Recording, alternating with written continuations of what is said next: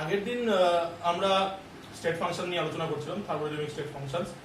তারপর আমরা সেখান থেকে ইন্টারনাল এনার্জিতে গেলাম। ইন্টারনাল এনার্জিতে দেখলাম যে আমরা বললাম, টার্ন করলাম যে এই যে স্টেট ফাংশনস নিয়ে আমরা আলোচনা করছি, ইন্টারনাল এনার্জি, এনট্রপি হোক বা সেটা এনথালপি হোক বা হেলমোরস অর গিবস, যেগুলোই হোক না কেন, এগুলো সবই হলো আনমেজারেবল কোয়ান্টিটিস। এগুলোকে আমরা কখনো কোনো ইনস্ট্রুমেন্টে মেজার করতে পারছি না, তাই এগুলোকে আমরা কিছু মেজারেবল কোয়ান্টিটির টার্মে নিয়ে যাবো। ওকে, তো আমি চেষ্টা করলাম ইউ দিয়ে ইন্টারনাল এনার্জিকে as a function of temperature and ভলিউমে দেখানোর। তো সেটা দেখালামই। আজকে আমি ইউ এর ফান্ডামেন্টাল ইকুয়েশনে যাওয়ার আগে আমি চাচ্ছি এনট্রপিটাকে কমপ্লিট করে দিতে। তো আমি এনট্রপি নিয়ে কিছু আলোচনা করবো। তো কি করে এনট্রপি স্টার্ট হলো?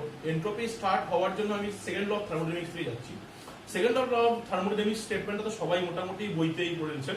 তারপর যেটা আসছে সেটা হচ্ছিল কার্নোট থিওরেম। কার্নোট থিওরেম বলছে যে দুটো reversible engine with different types of working substance, তার যে কোনো ধরনের ওয়ার্কিং সাবস্টেন্স হোক না কেন, যদি দুটো রিভার্সিবল হিট ইঞ্জিন থাকে, সেগুলো যদি সেম দুটো হিট রিজার্ভারের সঙ্গে যুক্ত থাকে, তাহলে কিন্তু তাদের এফিসিয়েন্সিটা ইকুয়াল হবে। আর যদি একটা ইরিভার্সিবল আর একটা রিভার্সিবল হিট ইঞ্জিন হয়, সেটা যদি একই মানে সেম টাইপস অফ হিট রিজার্ভারের সঙ্গে অ্যাটাচ থাকে, তাহলেও কিন্তু তাদের ক্ষেত্রে যে রিভার্সিবল যেটা হবে, সেই রিভার্সিবল হিট ইঞ্জিনটা কিন্তু এফিসিয়েন্সি অবশ্যই ইরিভার্সিবল থেকে বেশি হয়। This is Carnot theorem. এই কার্নোট থিওরেম থেকে আমি পরে কার্নোট সাইকেলে আসি এবং সেই কার্নোট সাইকেলটা আমি রিপ্রেজেন্ট করার মধ্যে দিয়ে দেখাচ্ছি যে কার্নোট সাইকেল দিয়ে কি করে আমি এনট্রপি ডেফিনেশনে যাই। ওকে, তো এনট্রপির যে ডেফিনেশনটা আমি পারবো সেটা হলো summation of Q reversible by T অথবা integration of dQ reversible by T equal to infinitesimal change of a state function. This state function is called entropy. তো দেখে নেওয়া যাক। কার্নোট সাইকেল থেকে স্টার্ট করছি। কার্নোট সাইকেলটা থেকে আর কি আমি এনট্রপির দিকে যাচ্ছি। তো কার্নোট সাইকেলটা বলার আগে এইটুকু বলে দিতে চাই যে সিস্টেমটা হচ্ছে আমি আইডিয়াল গ্যাস সিস্টেম কনসিডার করছি। আর রিভার্সিবল সিস্টেমটা অবশ্যই রিভার্সিবল, প্রসেসটা আমি রিভার্সিবলি রান করাবো আর কি। তো কার্নোট সাইকেল 4টা স্টেপে সম্পূর্ণ হচ্ছে। ফার্স্ট যে স্টেপটা, সেটা স্টেপ এ টু স্টেপ বি। এটা একটা আইসোথার্মাল প্রসেস, আর এটা এখানে গ্যাসটা এক্সপান্ড করছে, ঠিক আছে। সেকেন্ডটা B to C, this is an adiabatic expansion process. C to D, this is isothermal compression, and D to A, this is an adiabatic compression. তো আমি টোটাল ওয়ার্কটা বার করবো। ফার্স্ট এ টু বি তে যাচ্ছি, যেখানে হচ্ছিল আইসোথার্মাল কম্প্রেশন এক্সপানশন হচ্ছে, isothermal expansion হচ্ছে। তো আমরা জানি আইসোথার্মাল প্রসেসের ক্ষেত্রে according to the first law of thermodynamics, first law of thermodynamics বলছে যে dU equal to dQ plus ডিডব্লিউ। ওকে, এবার যে কথাটা সেটা হচ্ছে আইসোথার্মাল প্রসেস রিভার্সিবলি রান হচ্ছে। For isothermal process and only for ideal gas that dU equal to CvdT, then del U also 0 হবে, কারণ যেহেতু isothermal process temperature throughout the process constant, তাই ডেল ইউ ভ্যালু 0 হচ্ছে। Then যেটা হচ্ছে আর কি, সেটা হচ্ছে dQ equal to minus of ডিডব্লিউ। আর এখান থেকে সহজে যেটা চলে আসতে পারবো সেটা হচ্ছে that Q equal to N R T one temperature, isothermal process T1 এ হচ্ছে ln, দিস ইজ V2 তে যাচ্ছি বাই V1। আমি ডাইরেক্টলি আর কি দেখিয়ে দিলাম, ক্যালকুলেশনে যাচ্ছি না। আমি এটাকে Q1 বললাম। This is the positive amount of heat, যেহেতু এক্সপান্ড হচ্ছে সিস্টেমে হিট দিতে হচ্ছে, এই কারণে এটা Q1 equal to N R T1 ln V2 by V1। This is positive amount of heat সিস্টেমে যাচ্ছে আর কি, Q1। Second, adiabatic expansion. For adiabatic process আমরা জানি যে ডিকিউ ইকুয়াল টু 0 হবে। ওকে, ডিকিউ যেহেতু 0 হচ্ছে, দেন ডিইউ ইকুয়াল টু ডিডব্লিউ from first law of thermodynamics. আর এখান থেকে সহজে যেটা আসা যাচ্ছে সেটা হচ্ছিল that W equal to for this process that Cv T2 minus T1। Generally এইভাবে চলে যাচ্ছি আমরা সি টু ডি। এখানে যেটা হচ্ছে সেটা হচ্ছিল আইসোথার্মাল কম্প্রেশন। এখানে একটু ভুল লিখেছি, this is isothermal compression. Isothermal প্রসেসে কম্প্রেসড হচ্ছে গ্যাসটা আর কি সি টু ডিতে। তো সেই ক্ষেত্রে আবার isothermal process DU equal to 0 and DQ equal to minus of DW. যেহেতু আবার বলেছি, যেহেতু এটা আইডিয়াল গ্যাস সিস্টেম, তাই এই শুধুমাত্র আইডিয়াল গ্যাস সিস্টেমের ক্ষেত্রে যেটা আর কি ডিইউ ইকুয়াল টু সিভিডিটি, ওর জন্য যেহেতু টিটা কনস্ট্যান্ট, ওই জন্য throughout the process T constant হওয়ার কারণে আমার কিন্তু আমার ডিইউ ভ্যালুটা 0 হচ্ছে। আর ডিকিউ ইকুয়াল টু মাইনাস ডিডব্লিউ ডাইরেক্টলি চলে আসছে, আমি এই হিটটাকে Q2 বলছি। This is call n R T two l n দেখতেই পাচ্ছি V4/V3 হবে। এটা কিন্তু কম্প্রেশন হচ্ছে। আর এই হিটটাকে বলছে Q2। এই হিটটা মানে এই হিটটার যে ভ্যালুটা হবে সেটা নেগেটিভ হবে, সেই হিটটা সিস্টেম থেকে বেরিয়ে যাচ্ছে আর কি। This is negative heat. Okay, similarly adiabatic, এটাও কম্প্রেশন হবে, ইয়াটা একটু বলেছে অ্যাডিয়াবেটিক কম্প্রেশন। সেই অ্যাডিয়াবেটিক কম্প্রেশনের ক্ষেত্রে আবার same process, dQ equal to 0 হচ্ছে অ্যান্ড ডিইউ ইকুয়াল টু ডিডাব্লিউ। ওকে, দেন যেটা আসবে আর কি, যে ডাব্লুটা যেটা এই প্রসেসটাকে যে ডাব্লুটা হবে সেটা হলো CV T1 minus T2. This equal to CV, that minus of T1. Generally এই ভ্যালুগুলো আমরা এখান থেকে পেয়ে যাচ্ছি। তো আমরা যদি ডাব্লু নেট বার করার চেষ্টা করি, তো থ্রু আউট দ্য প্রসেস, যেহেতু টোটাল প্রসেসটা একটা সাইক্লিক প্রসেস, আমরা জানি সাইক্লিক প্রসেসের ক্ষেত্রে as U is a state function, আগেই বলেছি স্টেট ফাংশনের ডেফিনেশন। তো U is a state function, তো সাইক্লিক প্রসেসের কারণে ডেল ইউ যেটা বেরোবে সেটা ইকুয়াল টু 0। আর from the first law of thermodynamics, del U যদি 0 হয় then W equal to minus Q.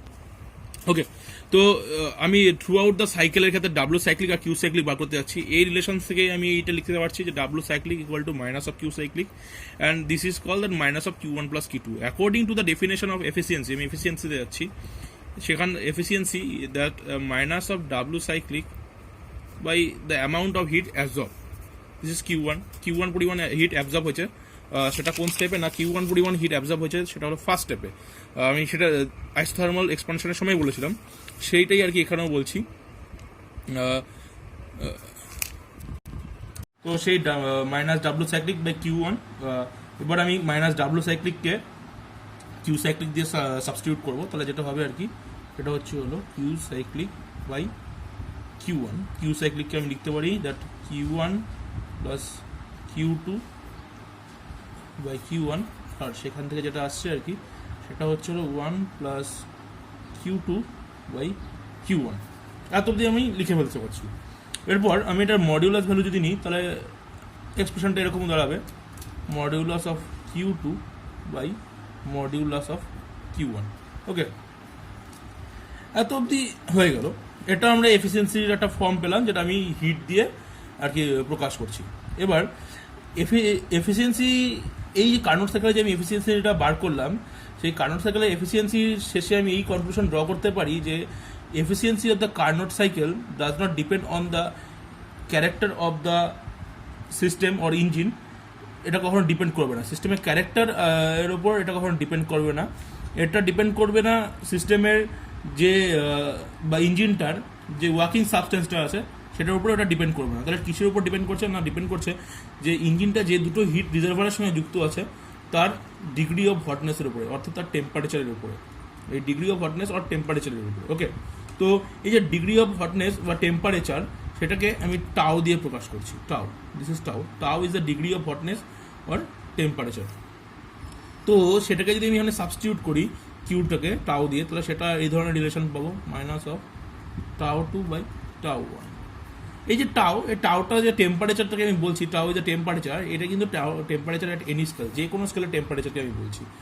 Particularly না এটা ডিগ্রি সেন্টিগ্রেড স্কেল, না ফারেনহাইট স্কেল, না কেলভিন স্কেল, এটা যে কোনো স্কেলের টেম্পারেচার। এবার টাও is proportional to T, it implies যে এই যে টাওটা, এটা কেলভিন স্কেলের টেম্পারেচার বা মানে আইডিয়াল গ্যাস স্কেলের টেম্পারেচার, এগুলোর সঙ্গে কিন্তু সমানুপাতিক রিলেশনে থাকছে। দেন tau equal to c into t, c is a constant, is called proportionality constant, ঠিক আছে। Generally for ideal gas c এর ভ্যালু 1 হয়, তাই এই যেহেতু একটা আইডিয়াল গ্যাস সিস্টেম ধরছি আমি, এই tau equal to t, তাহলে আমি এভাবে সাবস্টিটিউট করে এটাকে লিখতে পারি that 1 minus of t2 by t1। Okay, 1 minus of t2 by t1। তো এটা আমি এফিসিয়েন্সি ডেফিনেশন পেয়ে যাচ্ছি। আমি এই ডেফিনেশনটা আর এই ডেফিনেশনটা দুটো যদি কম্পেয়ার করি, তাহলে আমি অনেকটা এইভাবে লিখতে পারবো যে Q2 by Q1 equal to minus of T2 by T1। তাহলে আমি এই রিলেশনটা পেয়ে যাচ্ছি, এবং এখান থেকে আমি লিখতে পারি যে Q2 by T2 equal to Q q1 by t1 আর এটা মাইনাস সাইন, আর সাম করলে এটা দাঁড়ায় that Q by T, this is Q by T equal to 0। এই যে summation of Q by T equal to 0, এটা কিন্তু আমি আইডিয়াল গ্যাস সিস্টেমের জন্য নিচ্ছি, রিভার্সেবল সিস্টেমের জন্য নিচ্ছি, আর কার্নোট সাইকেলের ক্ষেত্রে আমি এটা বেরোচ্ছে যে summation of Q by T equal to 0। This quantity is infinitesimal change of a state function. This is an infinitesimal change of a state functions, and this state function is called entropy. এই যে q by t, q reversible by t, q মানে আমি এই qটা লিখছি, এটা কিন্তু total q, okay. q reversible by t, this is the infinitesimal change of a state function, this called del s. Del s is for the entropy, s is the entropy of the system, s is the entropy of the system. ওকে, তো আমি তো দেখিয়ে দিলাম কি করে আর কি Carnot cycle, Carnot theorem থেকে আমি এন্ট্রপি, ইনফাইনাইটেসিমাল চেঞ্জ অফ এন্ট্রপি, সেটা ডেফিনেশনে আসলাম। এছাড়াও এর একটা আলাদা ডেফিনেশনস আছে, সেটা আমি দিয়ে দিচ্ছি, সেটা তোমরা স্ক্রিনশট করে নিতে পারো। আপাতত তুমি দেখে নাও, তো দেখা হচ্ছে পরের ভিডিওতে।